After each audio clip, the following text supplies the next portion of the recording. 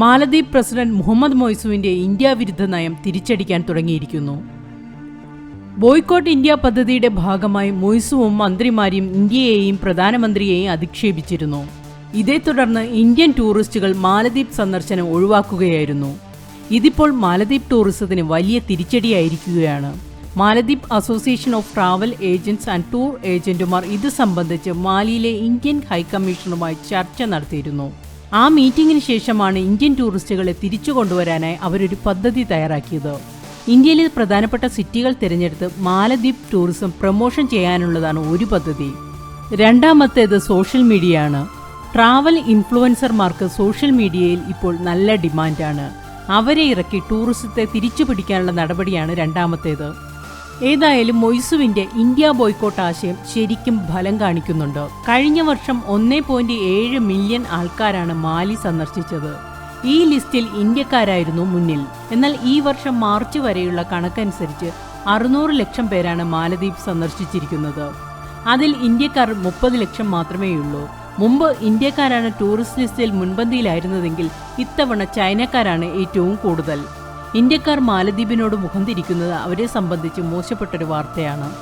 ചൈനയെക്കാളും റഷ്യയെക്കാളും യൂറോപ്പിനേക്കാളും മാലദ്വീപുമായി ചേർന്ന് കിടക്കുന്ന രാജ്യം ഇന്ത്യയാണ്. ഫ്ലൈറ്റ് റേറ്റും കുറവാണ്, സംസ്കാരവും ഒരുപോലെയാണ്. അതുകൊണ്ട് മാലദ്വീപിന് ഉറപ്പുള്ള ഒരു ടൂറിസം വരുമാന മാർഗമായിരുന്നു ഇന്ത്യ. മാലദ്വീപിന്റെ GDPയുടെ 30%, വിദേശ വരുമാനത്തിന്റെ 60% ടൂറിസത്തിലൂടെയാണ് വന്നുകൊണ്ടിരിക്കുന്നത്. ആ നിലയ്ക്ക് ടൂറിസത്തിന്റെ വീഴ്ച മാലദ്വീപിനെ ഏറെ ബുദ്ധിമുട്ടിലാക്കുമെന്നത് വ്യക്തം. ഇതാണ് ട്രാവൽ ഏജന്റുമാരെ ഏറെ ആശങ്കപ്പെടുത്തുന്നതും. ഇന്ത്യയുടെ പ്രധാനപ്പെട്ട സിറ്റികളിൽ ഒരു റോഡ് ഷോ നടത്തിയതുകൊണ്ട് ഈ പ്രശ്നം പരിഹരിക്കപ്പെടുമോ? മൊയ്സു മുഖം തിരിച്ചെങ്കിലും ഇന്ത്യ ഒരിക്കലും മാലദ്വീപിനെ തള്ളിക്കളഞ്ഞിട്ടില്ല. മാലദ്വീപിൽ ഭക്ഷ്യക്ഷാമം നേരിട്ടപ്പോൾ അവരുടെ ആവശ്യപ്രകാരം 2024-25 വർഷത്തേക്കുള്ള ഭക്ഷണ സാധനങ്ങൾ ഇന്ത്യ അവിടെ എത്തിച്ചു. ഭക്ഷണക്ഷാമം ഉണ്ടാകുമെന്ന് പേടിച്ച് ഒരു രാജ്യങ്ങളും ഭക്ഷ്യവസ്തുക്കൾ ധാരാളമായി കയറ്റി അയക്കാറില്ല. എന്നാൽ ഇക്കാര്യത്തിൽ ഇന്ത്യ അതുപോലും നോക്കിയില്ല. പെരുന്നാളിന് മാലിക്കാർക്ക് പട്ടിണി കിടക്കാതെ കഴിയാൻ പറ്റിയെന്ന് ചുരുക്കം. ചൈനയോട് ഇവർ ഭക്ഷണ സാധനങ്ങൾ ചോദിച്ചിട്ടുണ്ടാകണം. ലാഭമില്ലാത്ത ഒരു പരിപാടിക്കും ചൈന പോകാറില്ല. ചൈന എന്തെങ്കിലും ചെയ്യണമെങ്കിൽ കുറഞ്ഞത് ഒരു ദ്വീപെങ്കിലും എഴുതി കൊടുക്കേണ്ടതായി വരും. അതാകും ഇന്ത്യയുടെ അടുത്ത് അപേക്ഷയുമായി വന്നത്. സാധാരണ മാലിക്ക് വേണ്ട വെള്ളം ഇന്ത്യ നൽകാറുണ്ട്. എന്നാൽ ഇത്തവണ മൊയ്സു ചൈനയിൽ നിന്നാണ് വെള്ളം വരുത്തിയത്. ടിബറ്റിലെ ഗ്ലേഷ്യറിലെ വെള്ളമാണ് ചൈന പാക്ക് ചെയ്ത് അയച്ചു കൊടുത്തത്. ഭക്ഷണകാര്യത്തിൽ ഒരു രാജ്യത്തെയും പിന്തുണയ്ക്കില്ലെന്നത് ചൈന ഗവൺമെന്റിന്റെ പോളിസിയാണ്. അവിടെയും പല ഭക്ഷണ സാധനങ്ങളും ഇറക്കുമതി ചെയ്യുകയാണ് ചെയ്യുന്നത്. എന്നാൽ ഇന്ത്യ ഭക്ഷ്യവസ്തുക്കളുടെ കാര്യത്തിൽ വലിയ കടുംപിടുത്തം കാണിക്കാറില്ല. മാലദ്വീപിന് വേണ്ടി ഉരുളക്കിഴങ്ങ്, ഉള്ളി, മുട്ട, അരി, ഗോതമ്പ്, പഞ്ചസാര, പരിപ്പ് വർഗ്ഗങ്ങൾ, അങ്ങേയറ്റം പുഴയിലെ മണ്ണ് വരെ അയച്ചു. അവരുടെ കൺസ്ട്രക്ഷൻ വർക്കിന് വേണ്ടിയാണ് മണ്ണ് ഉപയോഗിക്കുന്നത്. ഇന്ത്യയുടെ ഈ വലിയ മനസ്സിന് മാലദ്വീപ് വിദേശകാര്യമന്ത്രി മൂസ സമീർ ഇന്ത്യൻ വിദേശകാര്യമന്ത്രി S ജയശങ്കറിനെ എക്സിലൂടെ നന്ദിയും അറിയിച്ചിരുന്നു. മന്ത്രി സമീറിന്റെ പോസ്റ്റിന് പിന്നാലെ മൊയ്സുവിന്റെ ഇന്ത്യ വിരുദ്ധ പ്രസ്താവനയ്ക്കെതിരെ കടുത്ത വിമർശനമാണ് മാലദ്വീപിൽ നിന്ന് തന്നെ ഉയർന്നത്.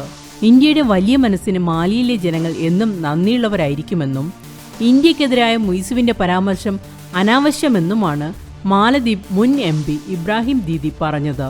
ഇന്ത്യ തന്റെ എല്ലാ അയൽരാജ്യങ്ങളോടും സമാനമായ സമീപനമാണ് സ്വീകരിക്കുന്നതെന്നാണ് വിദേശകാര്യമന്ത്രി S ജയശങ്കർ സമീറിന്റെ പോസ്റ്റിന് മറുപടി നൽകിയത്.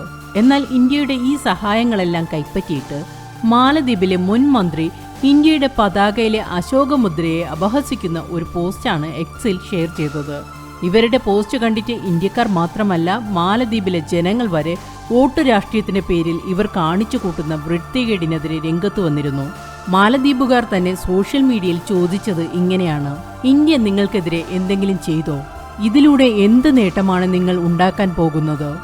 ഇന്ത്യൻ നേവി നമ്മളെ വളഞ്ഞിരിക്കുകയാണോ? ഇന്ത്യ നമ്മളെ വളരെയധികം സഹായിക്കുന്നുണ്ട്.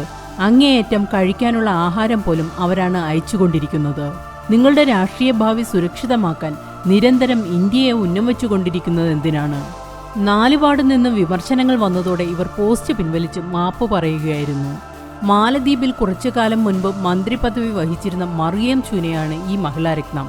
ഇന്ത്യൻ പ്രധാനമന്ത്രിയെയും ഇസ്രയേലിനെയും ഉൾപ്പെടുത്തി അപകടകരമായ പ്രസ്താവനകളിലൂടെ ഇവർ ശ്രദ്ധിക്കപ്പെടുകയും സസ്പെൻഷനിലാവുകയും ചെയ്തു. എന്നിട്ടും ഇന്ത്യ വിരുദ്ധതയിലൂടെ അധികാരത്തിലേറിയതുകൊണ്ട് തന്നെ നിരന്തരം ഇന്ത്യയെ ഉന്നം വെച്ചാണിവർ രാഷ്ട്രീയ ഭാവി ശോഭനമാക്കാൻ ശ്രമിച്ചുകൊണ്ടിരിക്കുന്നത്. ഇന്ത്യയുടെ വളർച്ച ചുറ്റുമുള്ള രാജ്യങ്ങൾ ഏറെ അസ്വാരസ്യത്തോടെയാണ് നോക്കിക്കാണുന്നത്.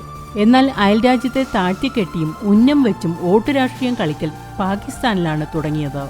പിന്നെ അത് നേപ്പാളിൽ പടർന്നു. മുയിസു ഇന്ത്യ വിരുദ്ധതയിലൂടെ അധികാരത്തിലേറി. ഇപ്പോൾ ബംഗ്ലാദേശും അധികാരത്തിനായി ഇന്ത്യ വിരുദ്ധത ആയുധമാക്കിക്കൊണ്ടിരിക്കുകയാണ്. ഇത്രയൊക്കെ കാണിച്ചിട്ടും ഇന്ത്യൻ പ്രധാനമന്ത്രി മുയിസുവിന് ഈദാശംസകൾ നേർന്നിരുന്നു. ജിയോ പൊളിറ്റിക്സിന്റെ സാമാന്യ തത്വം പോലും മറന്ന് ചൈനയുമായി സൈനിക കരാർ ഉണ്ടാക്കിയ വ്യക്തിയാണ് മുയിസു.